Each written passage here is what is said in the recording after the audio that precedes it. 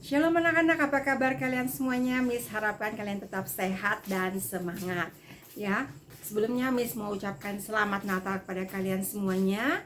Nah, saat ini kita mau masuk di pembelajaran yang pembelajaran kedua subtema 3. Miss minta kalian sama-sama buka di halaman 104 di buku tematik E ya. Kita masuk di subtema 3. Kita mau pelajari di sini mengenai properti tari ya. Nah, sekarang kalian perhatikan. Tumbuhan hijau dalam rantai makanan berada pada tingkat urutan produsen atau penghasil. Selain sebagai penghasil makanan bagi manusia dan hewan, bagian dari tumbuhan banyak dimanfaatkan. Satu diantaranya digunakan untuk membuat properti tari. Lihatlah Raya dan teman-teman sedang membuat properti tari. Properti yang mereka buat berupa mahkota dari rangkaian daun serta roncengan bunga ya, roncengan bunga. Properti itu akan digunakan untuk pementasan tari yang mereka karang sendiri. Pementasan tari akan dilakukan di sekolah. Menurut pendapatmu, apakah fungsi properti dalam sebuah tari? Nah, masih ingat apa menurut kalian fungsi properti dalam sebuah tari? Ya, kalian tuliskan. Properti yaitu digunakan ya. Properti digunakan untuk membantu menjelaskan tema dari tarian yang dibawakan dan ya sebagai penunjang ya, benda atau alat sebagai penunjang pertunjukan tari. Nah, itu adalah properti. Oke, nah kalian nanti tuliskan di kolom yang di bawahnya ya, yang ini, kolom ini. Nah, yang di sini ya, kalian tuliskan. Kemudian lanjut.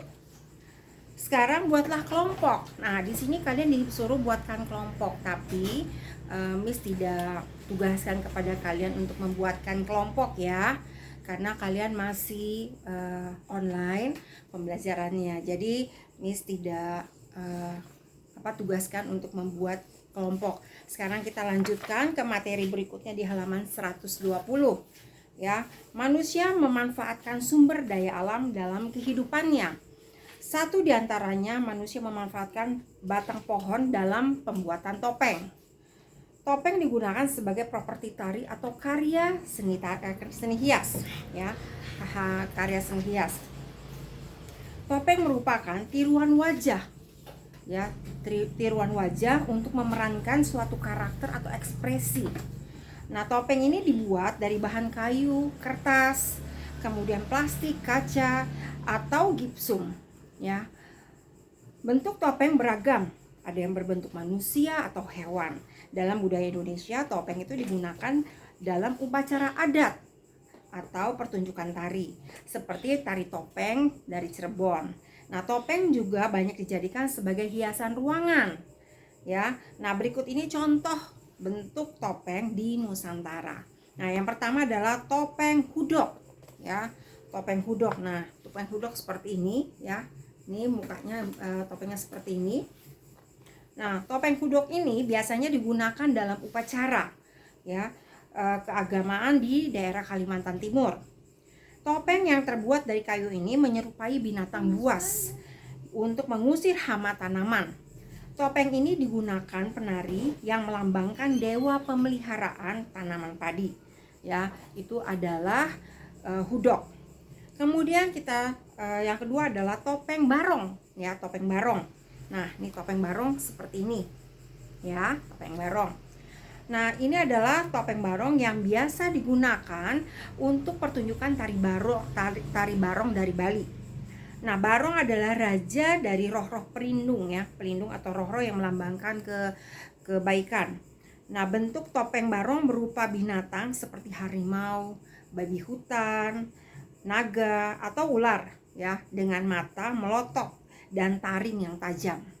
Nah, itu adalah topeng barong. Lalu yang ketiga, topeng panji. Nah, topeng panji seperti ini bentuknya ya.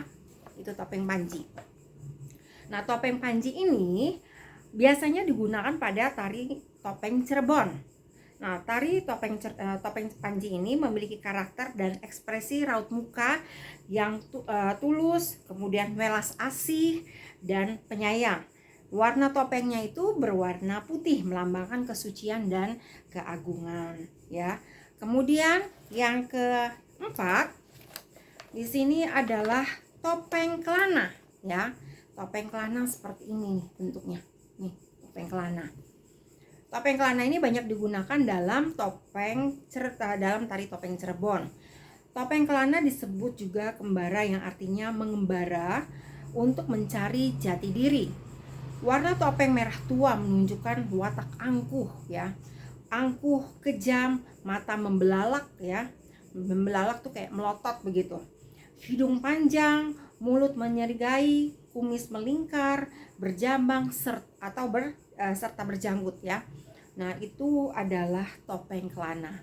Lalu yang terakhir adalah topeng rumyang, ya. Topeng rumyang. Topeng ini digunakan pada pada topeng Cirebon, ya, tari topeng Cirebon. Nah, topeng ini menggambarkan seorang dewi yang menjelma menjadi manusia. Warna topeng merah muda menunjukkan manusia yang sabar, ikhlas dan lemah lembut. Nah, ini adalah topeng rumyang, ya. Seperti ini topeng rumyang. Oke, sekarang kita lanjutkan ke halaman 128, ya. Ini pun ada tugas di sini. Kalian harus mencari 2 gambar topeng, ya, dari media cetak atau misalnya dari internet. Tapi di sini juga mesti memberikan tugas kepada kalian, ya. Jadi kita langsung masuk di halaman 128. Nah, di sini adalah kita mau buat bagaimana cara membuat topeng kayu, ya. Sebagai generasi muda, ekspresikan dirimu melalui suatu hasil karya.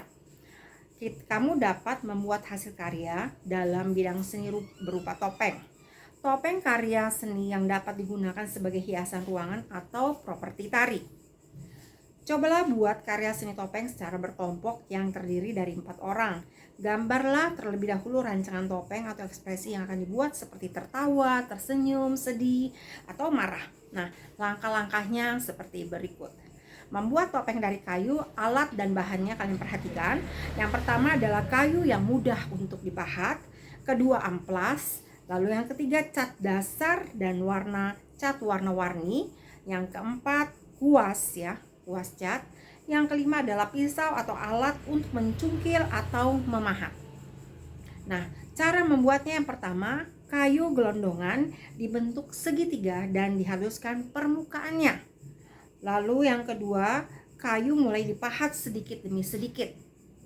Bagian-bagian wajah seperti mata, pipi, dan bibir dipahat terlebih dahulu.